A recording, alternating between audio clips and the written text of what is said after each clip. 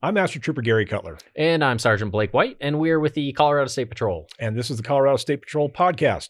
And it's also going to be my soapbox today because I'm a little irritated. You're always, I think, a little irritated on your soapbox. Well, it's good to have a place where I can talk so people listen to me. This is your forum where people have to listen to you? That's right. I don't know if they have to, but they are, fortunately. So I have a little problem with AARP. They are coming after me. They're starting to send me letters. And they're coming after you? It's like a collections company? Oh, they are. ARP is after you. They send a letter about once a week saying it's time. And I'm not that old. I feel like you've been a member. What does that mean? No, I'm just saying, I assumed you were an ARP member already. You know, I heard schools have in-person school now. Aren't you supposed to be there today? The Colorado State Patrol podcast. Troopers with a microphone. Now we're in for it. It's roads less traveled with Blake and Gary. I think they're ready. All right, so Gary, I know you mentioned that you're a little frustrated about the whole AARP thing, yes. ARP as I call it. But I think it's appropriate, maybe along those lines, that we diffuse some frustration. Maybe talk about some road rage. Mm-hmm. Yeah, because I think you need to take that anger or whatever it is, frustration that you have sometimes, and keep it back. So keep your ARP frustration to yourself. Back, so I let my wife hear a lot of that. You take those letters when you get them, and you put them in the fireplace and you burn them, and that's cathartic for you. And you just say, "Oh, yeah, I'm not there yet." Even though you are. What was it? So, Calgonite, take me away, or whatever that thing was back in the day. What? Calgonite? I don't know. It was some type of a bath or bubble bath or whatever. Some lady come on TV and do it. Is that like when they put cocaine in Coca-Cola type thing? That's a myth. Calgonite. We used to put Calgonite in the tub. It was a name of it or something. I know, Gary. I know it was. Yeah. Television used to be better back in the day, Before we had all that color and HD things and super HD. What were you telling me before or something? I grew up, we had 3 channels, black and white TV, until I was probably, a good 9-10 years old. Didn't have all this other stuff. Didn't have our MTV, so. You didn't have the MTVs to corrupt you. We had to fight for our MTV. We want our MTV. I know. That was my generation fighting for that. Music videos, all that, I'm sure was hugely popular. Yeah, that's why AARP wants me. I know they do. You're going to be a shining star. So let's talk about road rage, Gary. Okay. I think it's I think that's an important topic that actually people might care about, as opposed to your struggles in life. Growing up, yes. Yes. So obviously, it's a concern in Colorado. I think we see a lot of it, and on average, we talk about the amount of calls that our dispatch centers receive, and I think the tough part is we don't have a specific just road rage call. Anybody that calls and a traffic complaint, and sometimes maybe a possible drunk driver, a lot of issues that go on. All that gets into one stat that we are polling, but we get about an average of, I want to say, 80,000-ish calls a year, which is a lot of calls. It is. A lot of people calling in, and it's not... Again, all the same thing, but last year we had a little bit less because of the pandemic, but we still get a pretty substantial number of calls. Even last year, I think we were around, 65,000, I think, when we looked at it. So a few less, but again, that's a lot of people, a lot of things going on the roadways. So a lot of things for us to focus on while we're out working. Yeah. But road rage is a big safety concern. And so what we should probably talk about again is why we get upset and how we should be before we get into that vehicle. And once we're in there, how to not let that anger or tension or whatever it is escalate into where it becomes a problem. So I like to say, I always hit my wife's theory on it, is that she is a big proponent of like classical music or soft music when she gets in the vehicle. She says that helps her a lot. It doesn't have to be just when you're in the vehicle. I enjoy my classical music. I enjoy my I shouldn't say everything I listen to. I pretty much listen to everything. So whether it's hip hop, rap, maybe some techno type electronic dance music. There's been some weird stuff coming from your office sometimes. I don't know what it is you're listening to. I don't know why you judge my music, but that's what us old people do. You listen to all 80s all the time, and I listen to 80s in addition to other eras. I think that's the difference. I think the 70s and 80s had some of the best. You just froze when it got to the 80s. So I did. I stopped. There's no other reason to have anything else. So. But you're right on. So I think we talk about classical music, and classical music can actually be very calming. And when you're listening to that, and I think it's easier to let things roll off your back, and as opposed to, maybe whether it's rock music or something that gets you a little more amped up. When you listen to classical, it's been shown to help reduce the stress, reduce that road rage. So by switching over to that station, if you're having a rough day, that may really be beneficial to you to help calm down. Take those deep breaths, and there's nothing to say that you also can't pull off the road. Either go get some type of a soda, or just a stop, just to kind of let all of that stress of the traffic that it might be bothering you, and to kind of get a reset, and then you're ready to go back up on the road. Yeah, a couple minutes is well worth it. But yeah, I agree. It's kind of mentally preparing for those drives can be key. And as we talk about preparation too, I think that it's important to mention the preparation even before getting in the vehicle, right? And I know you've mentioned that before, as far as when you're getting ready to go, give yourself some time. Yeah, because we do seem to have a lot of people that I deal with when I come in the morning, late for work. That's usually everybody's excuse there. And they're speeding, they're not using their turn signals, they're cutting people off, and they're following too closely. They're doing everything that we say don't do, and they're possibly causing a situation where you might have a road rage, and there's just no reason for that. Because they're trying to save a couple minutes, which isn't usually going to happen anyway, between traffic lights and traffic and everything going on. But they're trying to save that time because they woke up late, something was going on, life happened. But it's a couple minutes worst case, right? I mean, if you're running late, you're running late. You kind of just have to accept it at that point, and life will go on. Try and give yourself as much preparation time as possible so that you're not in that situation. And I think for us, we talk, if you're not early, you're late. We try and just arrive early in general to things so that you have that time to mentally prepare for work or whatever it is. Just give yourself some extra buffer time in the morning. Yeah. My theory is set everything 15 minutes ahead of what you actually need to get up and get going. And that way that gives you a little bit more of a buffer in case a few of those things happen, because there's a lot of stuff that happens out there that you can't control. And so the things you can't control, you need to plan for, that they may happen, because you can't say, well, that's not going to happen today. Yep. And if it does happen, if you're late, it happens, right? I mean, it is what it is at that point. So accept it. Don't let that make you aggressive and get some road rage because now you're upset. So you're trying to let your anger out on other people. I think that helps solve a lot of the problem. Yeah. So now let's talk about if somebody's upset at you and how you should handle that, because for you to get angry because of something they're doing and they're upset with you, and that's where we get into the fights. That's where we get into the shootings, the wrecks, the calls, all this kind of stuff, because sometimes it's ego, or it's, and I don't want that person to get the better of me. And you just need to look at it and say, it's not worth it. And I can pull back because I'm not going to let that stress me.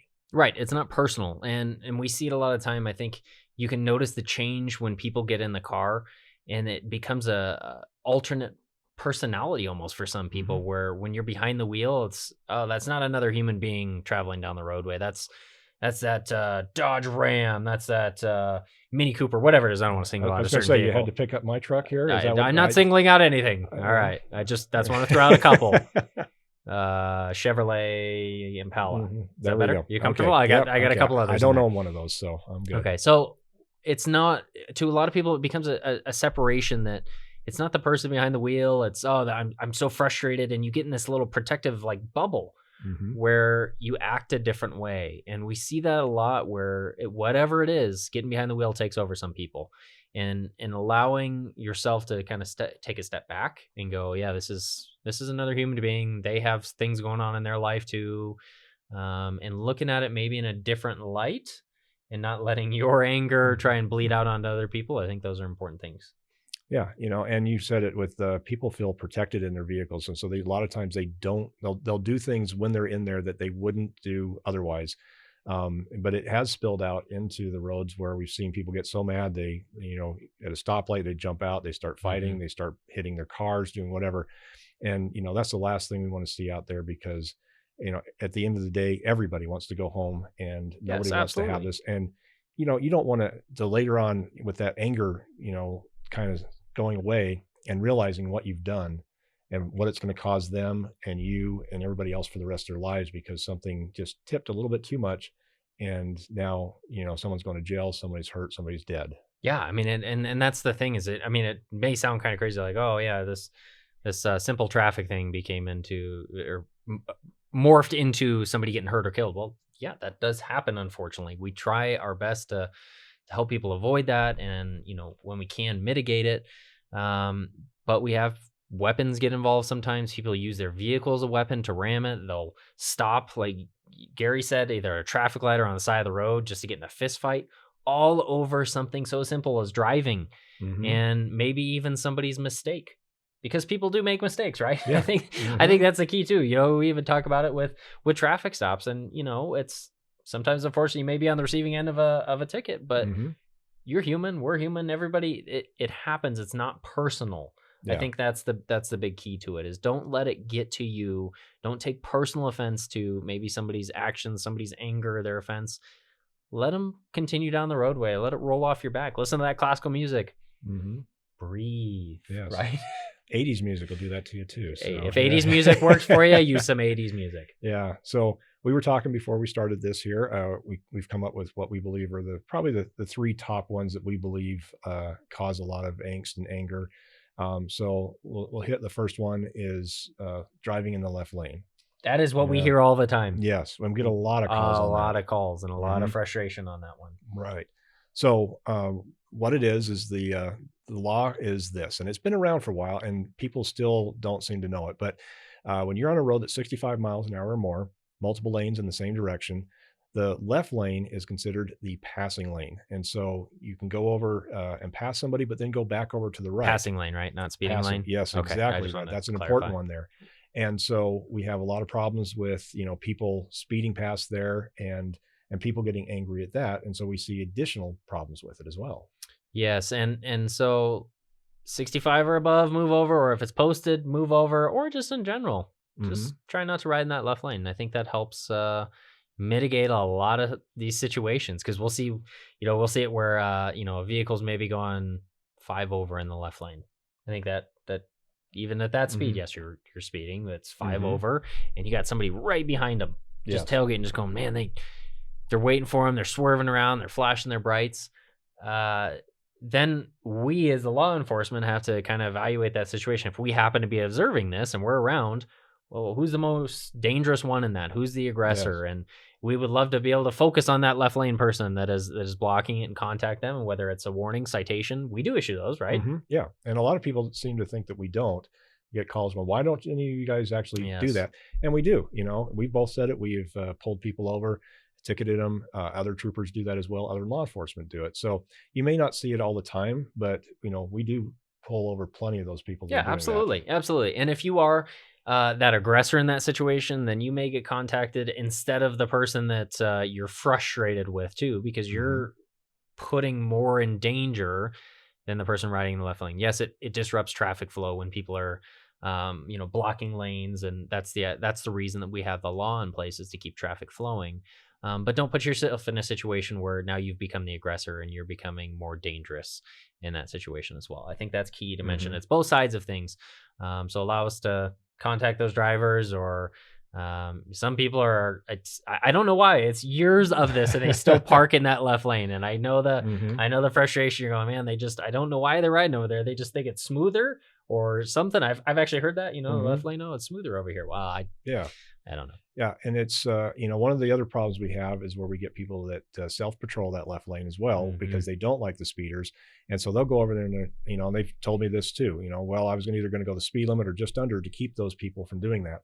And that, again, is a big road rage issue. So we don't want you getting into that, because that's going to anger that individual. Yeah. They're already speeding, and they're going to try and do something that could be detrimental to everybody. Your job as a driver on the roadway is not regulating speeders and other drivers.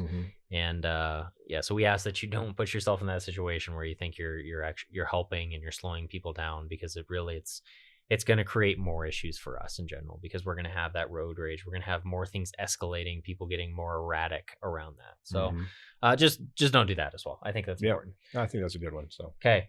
Number Number two. You forgot you couldn't. No, count no, to I- number two, or I got it, Gary. I just want to make Okay. sure you didn't have anything else on that. All right, so we're going Can't to number count to two. So number 2 is the good old fashioned zipper merch, and I'm gonna say, it took a while for me to adjust to this one because as a native Coloradan, I think we're probably known for it. We like to give some courtesy, and the zipper, basically what happens is, it's going to come down to one lane. You see those arrows ahead, they're got a lane closed. I'm going to get over and I'm going to be courteous. I'm going to do it half a mile. I'm going to do a mile back. That zipper mode, right? Yes. Like that. See? Yeah. See, that's what you want to be doing. Yeah. Gary probably knows it more as a transplant.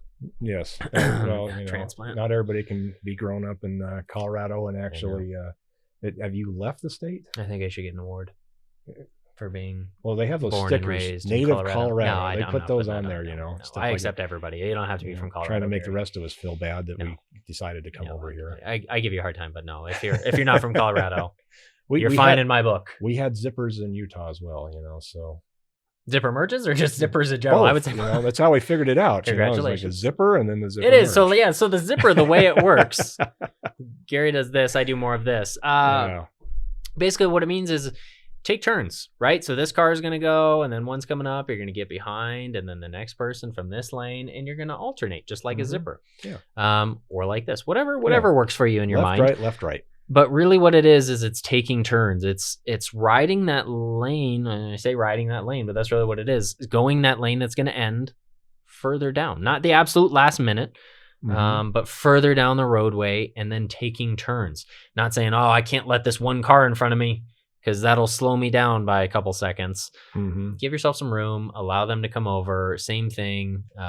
Take care of each other on the roadway. Just don't do it aggressively and cut off and force your way over. If you got that driver that is just not going to let you over, get behind the next one. There's going to be somebody courteous there. Just do it in a respectful manner. I think that's key. Yeah, but I do think that is a big anger point when you do have everybody that's going left, right, and then you get that one car that decided, well, I'm going to squeeze in with that other car so I can get in front of them. Yeah.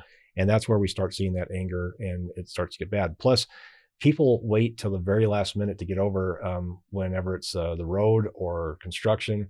And that's when everybody ends up stopping because nobody did it in time. Well, and they're not giving that buffer too. The people that are there, they're riding so close because they don't want to let anybody over. Well, now they all have to slam on the brakes instead of giving a little bit of a gap to kind of keep it flowing. It actually flows a lot better when you're courteous. I think that's important too, is keeping traffic flowing is pretty simple when you're doing that. So give yourself some space, allow other people to come over. All that stuff is important, right? It is, and it's just courtesy goes such a long way with all of this that it's everything.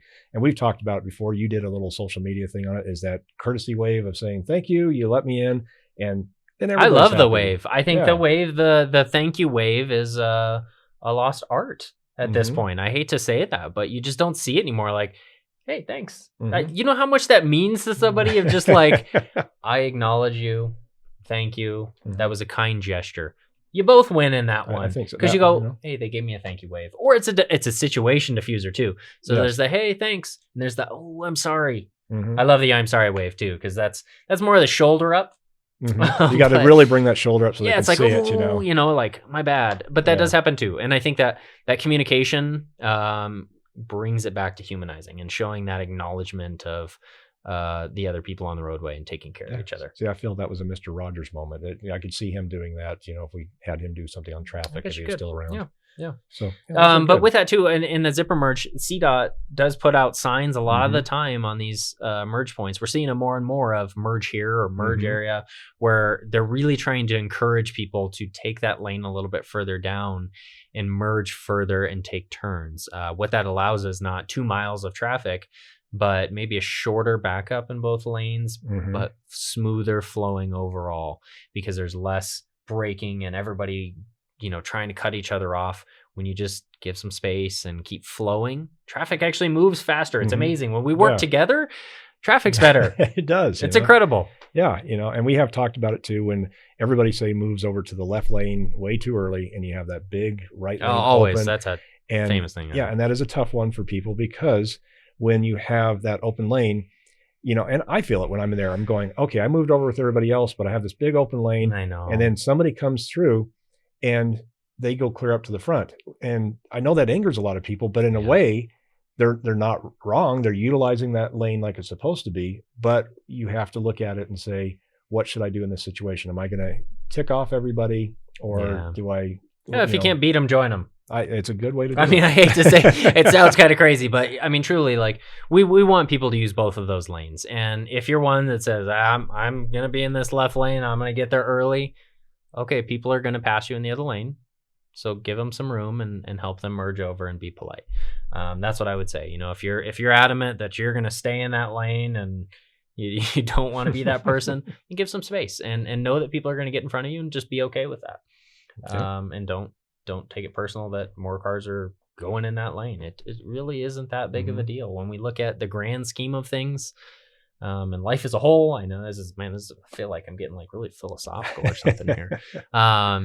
Those couple cars really aren't going to matter. So just be courteous to each other. I think that's really important. And you can just be like me. When I go grocery shopping, I know I'm always going to be in the slowest lane. So it just does not matter. Slowest checkout? Yes. I could move back and forth and it doesn't do me any good. So I just pick one. And I'm pretty good at picking. It, so, I'm pretty good at picking the good checkout lane, the cashier that's like on top of it. Or I'll just do self-check. Yeah. But again, it doesn't like, okay, that one's going faster. So like I knew I was going to go shopping. I knew it was going to take time. So be it. I can have the slowest one and I'm never in a hurry. I think that's key, is just in general, those little things don't matter. Even if it's a grocery store checkout, which Gary always picks a slow lane. That's right. So don't follow me. No, don't follow. If you ever see me in a lane, if you see him at the grocery store, go to any other cashier but the one that Gary's at, because you know you're going to have problems. Because I'm old, I'll be pulling out coupons, I'll be writing checks. I still use coupons, stuff like that. You do. You have a coupon for everything. Let's not talk about it. All right. So now that you had trouble with your counting there, so we're at number 3 now. All right. 3. That's a pretty high number. I don't know if I remember. It is. 3. I know. I'm as old as I am, and I think I still got it. We've talked a little bit about it though already. So following too closely. Okay, following too close. Yeah. And I think that ties into some of the other stuff that we already talked about. But that's a big one that we see, and that we see increasing road rage is falling too close. Especially like if I'm in the grocery lane there online, do not put your cart right next to me. Do not stand right next to me. Give me space. Social distancing. Yes. Well, now that it's mandated, but before that, I still wanted that. Yes. Have a little bubble or a hula hoop around you. So, but when you're driving down the road, that is one of the things that is a very big one too, and it's so dangerous. But when people, usually it comes down to speeding, but not always. They get right up on top of that person. And at that point, there are so many little factors that they would have to do if something stopped immediately or even slowly. One, you're going to have to be able to have your reaction time of seeing that the vehicle is stopping. 2, then you're going to have to go ahead and actually move your foot to the pedal. Your brain's going to have to fire up and go, oh, what do I do? Formulate the plan and then go. Yeah. So now we've got the brake on. We're still continuing on down the road. We haven't even started braking at this point. Then you have to brake, and your vehicle has to have enough time to stop before you get to that other vehicle. And if you're too close, that is just not going to happen. No. And, years ago, the driver's manual used to say the 2-second rule. And now as we've gone on and we've learned more and studied perception reaction more, they go by the 3-second rule. And that 3-second rule is pretty easy to follow. I think, what we tell people all the time is if there's one of those delineator posts, if there's a light pole, something on the side of the road, is watch the car in front of you pass it. When they've passed it, count 1001, 1002, 1003. Once you're there, you should be passing it. If you're closer than that, then you're possibly falling too close. Now, having said that, obviously traffic, some conditions are going to change that. But with normal flow of traffic, you should have that space. And that gives, like Gary's talking about, that gives you time to go, oh no, I need to do something, formulate a plan, react, and have it happen. So I think that's sometimes people don't think of all those steps, and that's why we get a lot of rear end type crashes. And we write tickets for that as well on it, because I've testified in court many times, because that's one that people seem to like to fight, and I've never understood that.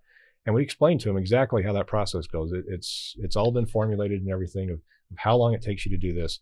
And I don't want my vehicle wrecked, and I'm sure the person in front of me doesn't. So by giving that distance, that's going to give me that time to react and be able to see around their vehicle. If you're too close, you're not going to see what they're seeing. If you're further back, then you have ability to, oh, there's a traffic stopped, or there's a crash, or there's debris in the road, something that is going to slow traffic, and you'll have that ability to see it and start to react. And that's what you have to plan for. I think that's key that you mentioned that, is the unexpected. So yes, you can travel down the roadway, and in general, maybe there's not a random couch in the road and things flow smoothly because you get in that thought process. And so you may not realize how closely you're following, but it's preparing for that unexpected.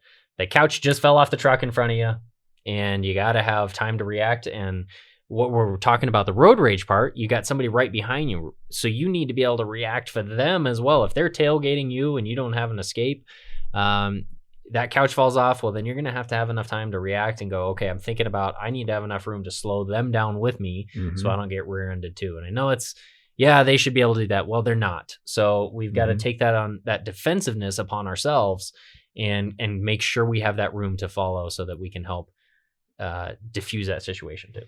Yeah. And I think that is one of those, when I've had somebody following too closely to me, and you're scared to put your brake on because they might just run into you. And you don't want to, and you don't want to look like you're, because some people tap the brakes or anything. Don't do that, because that's just going to aggravate the situation. But you're right, is that you go, I got to be really careful, because I don't want to brake and I don't want them to hit me because they're following me so close. But try and move out of the way too. Let that person get down the roadway. Be defensive. Don't take it personal. I think that's really key too. For the road rage part of it, is just diffuse that as much as possible too. Right. And so let's say you have moved over and you're letting them go by, and they're going to honk at you. They're going to flip you off. They're going to let you know how irritated they were that you were actually in that lane. Yeah. What's it going to change? It doesn't matter to me. And we hope that they can go be adults and maybe diffuse their anger and their frustrations in a healthy way, like going and working out or doing something or listening to classical music and breathing, all these things. But sometimes these adults don't have that in them, and so they let it out in unhealthy ways, and sometimes that manifests as road rage.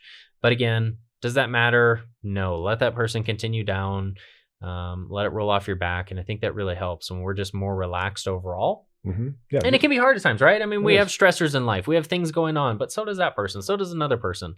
Remembering that and just saying, yeah, it really doesn't matter to me. We can all be adults and let this move past this. Yes.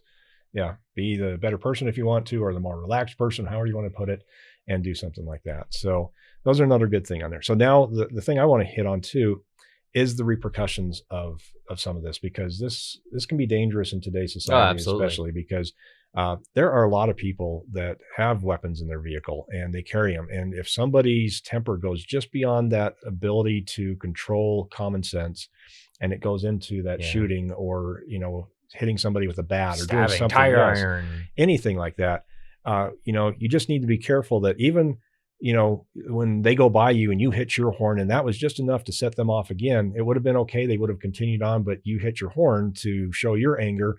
And that was just enough for them to say, okay, this is going to continue on. And we don't want that. It's like we tell kids, like, be the bigger person. Don't let it bother you. All that stuff. It applies to us as adults too. So, sometimes we need to take our own advice and say, this isn't worth it. I don't want to be in a fist fight on the side of the road because this person thought I cut him off, and now we have to go settle it because that's going to prove something. It doesn't prove anything. That people get hurt and people get killed, and there's no reason for that, for just being able to drive down the roadway.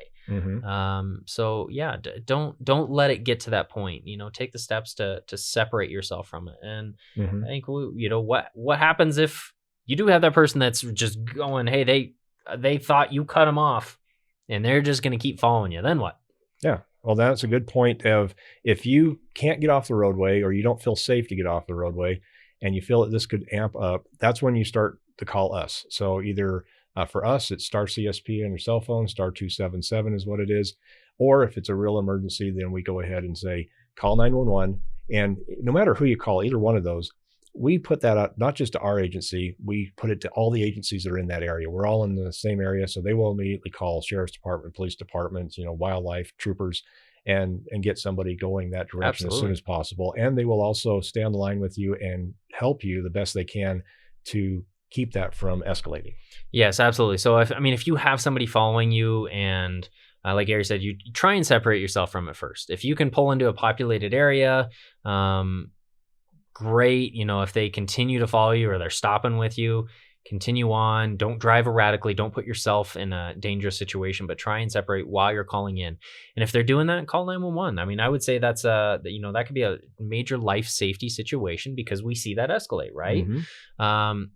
Star 277, like Gary said, that's a non-emergency line for us. You can still call that in for these road rage reports, but when it escalates, something like that is happening to you, call it in. We're going to help we're going to get there as fast as we can to try and help mitigate the problem.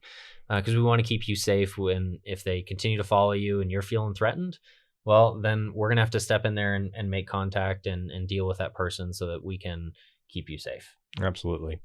So I think those are some very good things we've talked about. We've hit 3 of the major reasons that people have the road rage, things to be cautious about, and how to correct that so that you're not part of the problem and you're not continuing the problem of somebody else's anger at that point. Yeah, and I think those are 3 things, but I'm sure some people have more or have their personal pet peeve, and I'm sure we'll maybe hear about some of them. We might. I would, if there's something that we didn't hit on though, if you have questions on it, or if there's things that you go, well, I see this a lot, or what do we do in this situation, then feel free to comment, and we'll try our best to respond to that, and know that, yeah, there's a lot of what ifs. There's a lot of situations that could happen, but overall, I would say the basics of don't take it personal, let it roll off your back, and just calm down. I think that it solves so much on the roads. I mean, it truly solves all kinds of violations of, yeah, you're running late and yeah, things happen, but in the grand scheme of things, when you're looking at the big picture and you're living in the moment, like, okay, yeah, I'll still get through today. I'll still be okay.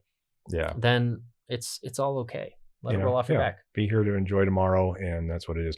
And you'll be around for next month's podcast from us, right? So, yeah, the big priority is next month's podcast. It is for Gary, because at that point he's going to have 1 million subscribers. That's right. We are always going to go for 1 million. So he probably won't ever reach that. I'm just gonna be honest, and I'm gonna say what I'm probably gonna do is I'm just gonna get like I don't know, maybe a piece of wood. Maybe I'll make it really fancy and just spray paint it gold, because I think that's what you get at 1 million subscribers. Yeah.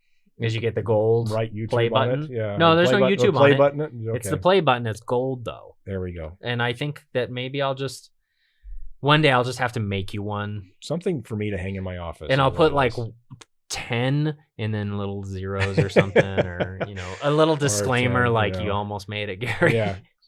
Maybe better luck next time. Yeah, but for the podcast, feel free to subscribe and make sure you click the notification bell so you are notified when we're putting out new videos. Yes. And we do have a podcast playlist, so you can watch our previous podcast if you enjoyed this one, so you can kind of check out some other topics and let us know what else you want us to hit on too. Yeah, and if you really liked it, there is Spotify, so you could either just continue to re-listen to it while you're driving down the road, and you're thinking about any type of road rage. What's a great idea? Listen to our podcast and avoid road rage. Yes. That would be fantastic. I think we're calm enough, because you could just sit there and just listen to us and be like, oh wow, and then oh wow, I'm at work. You're still paying attention, go. Yeah. But we're kind of like classical music. I feel like. Did you ever watch that? Did you see that Delicious Dish sketch on Saturday Night Live? Years ago. I missed that one, I guess. Okay. So yeah, it's very. I was past my bedtime. Calm and talking like this. I think we should start talking like that. The NPR one. Yeah, like kind of like NPR. Yes. I think we could talk that, and people would be like, "Wow, I feel really relaxed." I don't know if I could actually talk like NPR. But, I think you talk like NPR on a daily basis. Well, usually it's I just don't have any emotion at the time. But yeah, yes. Join us next time for the Colorado State Patrol podcast. Is that? Yeah, I think that's really nice, Gary. Okay, I can't do that anymore. That's just creepy. Yeah. All right. Well, we appreciate you tuning in. Truly, if you have anything else, if you have other topics, please let us know.